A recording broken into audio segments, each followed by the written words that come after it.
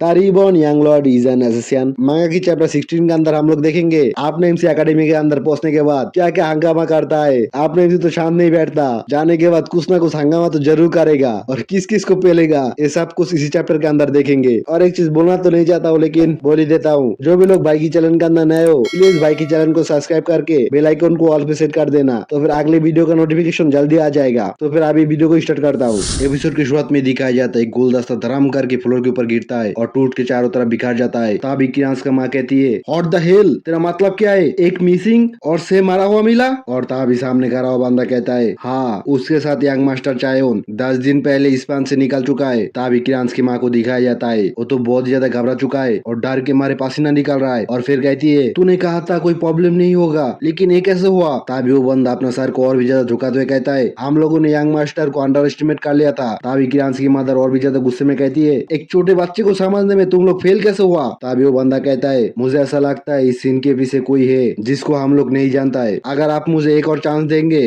तो फिर मैं एकेडमी के अंदर किसी को भेजता हूँ। तभी कियांश की मदर कहती है काफी है, अगर हम लोग ऐसा करेंगे तो फिर चायोन, और उसके बाद ही रुक जाता है और थोड़ी देर बाद फिर से कहती है अगर वो मेरे बेटे को हाथ भी लगाया तो, और उसके बाद ही फ्लैशबैक में चला जाता है। आपने एमसी ने उसको एक धमकी दिया था उस चीज को याद करता है और कहा था क्या आप नहीं चाहते हो आपकी बेटी सही सलामत ग्रेजुएट हो। तभी कियांश की मदर कहती है इट्स फाइन, कुछ भी करने की जरूरत नहीं है। और पीछे वाला बंदा कहता है यस मैम। और कियांश की मदर फिर से कहती है इसके साथ किसी को भी इसके बारे में पता न चले और जिन लोगों को इसके बारे में पता है उन लोगों को एलिमिनेट कर दो। और वो बंदा कहता है यस मैडम। और उसके बाद ही वो बंदा उस रूम से बाहर निकल जाता है और रूम के बाहर दिखाया जाता है एक बंदे को उन लोगों की सारी बात सुन लिया और मुझे लग रहा है ये बंदा शायद से एसिल का स्पाई हो सकता है। तुम लोगों को कैसा लगता है ये बंदा कौन हो सकता है, किसका स्पाई है, कमेंट पे बताओ। तभी सीन शिफ्ट होता है अपने एमसी की तरफ, वो तो आराम से कैरेज के ऊपर सोया हुआ है और हम लोगों से कहता है ये ऑलमोस्ट 10 दिन हो चुका है हम लोग स्पेन को छोड़ा है और ब्रेन पूरा टाइम तक मेरा सबऑर्डिनेट जैसा ही बिहेव किया। आई असूम उन लोगों को पता चल चुका होगा कि मैं अभी तक जिंदा हूँ और अगर ऐसे चलता रहा तो फिर मैं सेफली एकेडमी के अंदर पहुंच जाऊंगा और उसके साथ मैं ब्रेन के साथ क्या करूँ इसके बारे में भी सोचना होगा। तभी ब्रेन कैरेज की खिड़की को खोल के अपने एमसी से कहता है यंग मास्टर हम लोग पहुंच चुके हैं। और आपने एमसी कहता है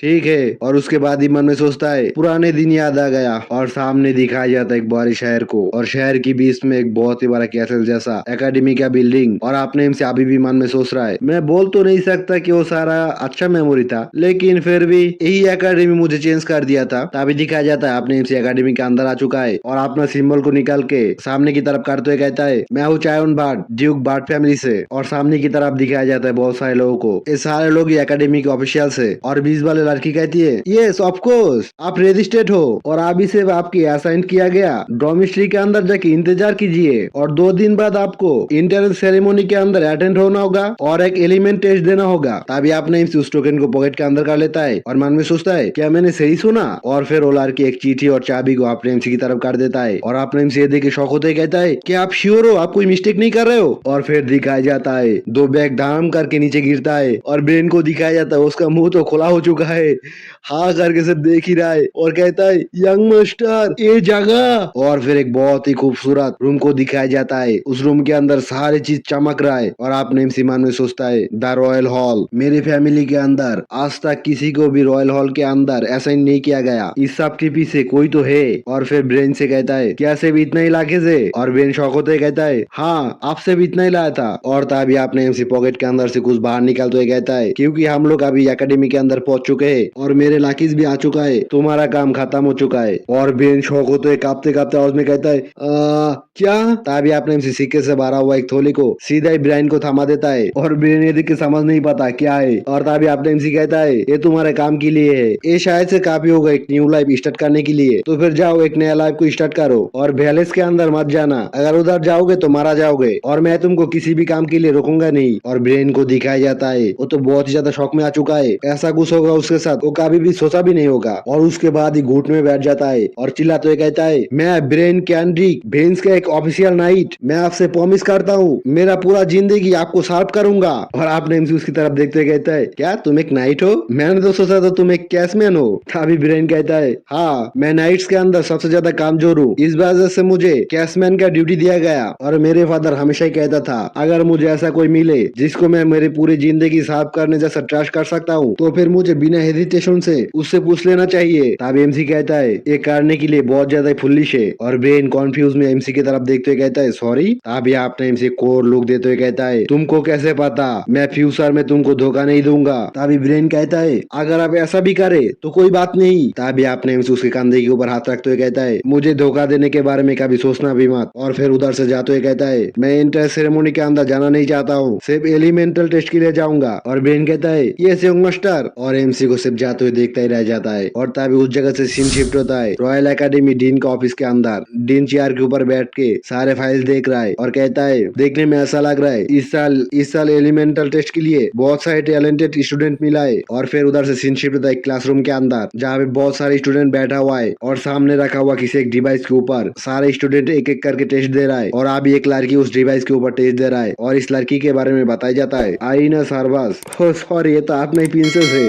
भूल ही गया था प्रिंसेस को, बहुत दिनों से नहीं देखा ना। उसका माना है rank 2 star, physical rank B, element light 52%। और उसके बाद एक और बंदे को दिखाया जाता है, वो देखने में तो बहुत ज्यादा हट्टा कट्टा है और इसका नाम होता है चारंग। भाई इसका नाम मैं नहीं पढ़ सकता, तुम लोग पढ़ लो। माना rank 3 star, physical rank A, element sand 71%। तभी डीन को दिखाया जाता है, वो अभी भी फाइल को पढ़ रहा है और कहता है ये बच्चे मुझे बहुत ज्यादा सरप्राइज कर दिया, लेकिन चायोन भाट ओ। और आपने एमसी को दिखाया जाता है वो टेस्ट दे रहा है और आपने एमसी का रैंक होता है 1 स्टार, फिजिकल रैंक एस। आपने एमसी शुरुआत में एस रैंक का है और आपने एमसी का एलिमेंट होता है डार्क 92%। तब एक इंस्ट्रक्टर को दिखाया जाता है, उनका नाम होता है सेरिका निग्रित। और फिर कहती है इवन एलिस भाट जिसको गॉड ऑफ चाइल्ड बुलाया जाता है, जब वो ग्रेजुएट हुआ उस टाइम भी 88% वाटर एलिमेंट के अंदर था। तभी डीन फिर से कहता है इंटरेस्टिंग, यहाँ तक कि जिस बच्चे का टॉप नॉच टैलेंट की प्रशंसा की जाती थी वो भी अपने छोटे भाई से मुकाबला नहीं कर पाई, और इस डीन का नाम है क्विंडिल कुशल। तभी इंस्ट्रक्टर कहती है हाँ लेकिन उसका एलिमेंट तो डार्कनेस है। तभी डीन कहता है उसका टैलेंट सड़ सकता है, ये कंसीडर करने के बाद उसका एलिमेंट डार्कनेस है। फिर भी क्या तुमने सुना है चायोन भाट को रॉयल हॉल असाइन किया गया है? तभी इंस्ट्रक्टर कहती है हाँ मैंने अदर इंस्ट्रक्टर से सुना है। फिर डीन कहता है हाँ ये इम्पोरर का ऑर्डर है। और ये सुनने के बाद इंस्ट्रक्टर बहुत ज्यादा शॉक हो जाता है। तभी डीन फिर से कहता है वह ये था कि फ्रंटलाइन के अंदर यंग प्रिंसेस को चायोन भाट ने सेव किया था और उन्होंने ये भी कंसीडर किया कि आगे जाके इन दोनों का शादी करवाएगा। हे ये तो आपने एमसी से पहले उसका सासू शादी करवाने के लिए राजी है और प्रिंसेस भी राजी है, सिर्फ आपने एमसी राजी हो जाए बस इन दोनों का शादी हो जाएगा। तभी डीन फिर से कहता है फिफ्थ प्रिंसेस को कंसीडर किया जाता है एक फेलियर, वो मैरी करेगा एक भाट से, वो लोग कभी भी फेल नहीं हुआ एक्सट्रीमली टैलेंटेड इंडिविजुअल्स को रेस करने में। तुम सोच सकते हो किस तरीके का कॉन्सिक्वेंसेस होगा। तभी इंस्ट्रक्टर कहती है सक्सेसर को लेके कॉन्फ्लिक्ट बढ़ जाएगा और ऐसा भी हो सकता है एम्पायर टूट के बिखर के एक सिविल वॉर की तरफ चले जाए। तभी डीन कहता है क्या तुम कुछ ज्यादा ही नहीं सोच रहे हो? वेल हम लोग अभी देखने के अलावा क्या ही कर सकता है, अभी सिर्फ हम लोग देख के विटनेस हो सकता है क्या ये चाइल्ड एम्पायर का हीरो बनेगा या फिर डाउन होल का कारण। तभी उधर से सीन शिफ्ट होता है, अपने एमसी को दिखाया जाता है एकेडमी के हॉल के अंदर से जा रहा है और मन में सोच रहा है 92%, आई थिंक मेरे पास्ट लाइफ के अंदर 80% था, क्या ये डिमोनिक बीस्ट का ब्लड पीने की वजह से हुआ? और तभी दिखाया जाता है सामने क्रांस आ जाता है और दोनों एक दूसरे को देख के थोड़ा सा शॉक हो जाता है, खास करके क्रांस, वो तो बहुत ज्यादा शॉक हो चुका है और डरते हुए कहता है चायोन। और क्रांस के पीछे दिखाया जाता है दूसरा बंदा, शायद से क्रांस का नया फ्रेंड है। और तभी अपने मन में सोच रहा है हाँ किसी एक ऐसा बंदे को देख के शौक होना बहुत ज्यादा आम बात है जिसको तुम मरा हुआ समझते थे। तभी वो पीछे वाला बच्चा कहता है क्या यही वो बच्चा है जिसको तुम स्लेब के जैसे ट्रीट करते हो? और क्रांस अभी भी कहते हुए शौक में कहता है हाँ यही है चायोन। और आपने उसको देखने के बाद मन में सोचता है ग्रामा किंगडम्स की मार्कुइस पेनारोम्स की सान ऊपर पेनारोस। और वो बच्चा कहता है मैंने सुना है कि तुमको पता भी नहीं तुम्हारे मॉम कौन है। और अभी भी उन दोनों को देखते हुए अपने मन में सोचता है वो एक ऐसा बंदा है जो मेरे पास्ट लाइफ के अंदर क्रांस के साथ मिलके मुझे बहुत ज्यादा बुली करता था। और तभी आपने कोर लुक देते हुए कहता है मैं कितना ज्यादा लाकी हूँ, उसके साथ अभी मीट हो गया। और फिर ऊपर कहता है हट जाओ, उसके जैसा किसी को अभी अच्छा सबक सीखना होगा। और क्रांस उधर अभी भी डरते हुए कहता है ऊपर वेट। तभी ऊपर सामने की तरफ जाते हुए कहता है क्या उसका आंखों के साथ क्या हुआ? और पीछे से क्रांस अभी भी डरते हुए कहता है हे उसको छोड़ो, हम लोग अभी सिर्फ कैफेटेरिया के अंदर जाते।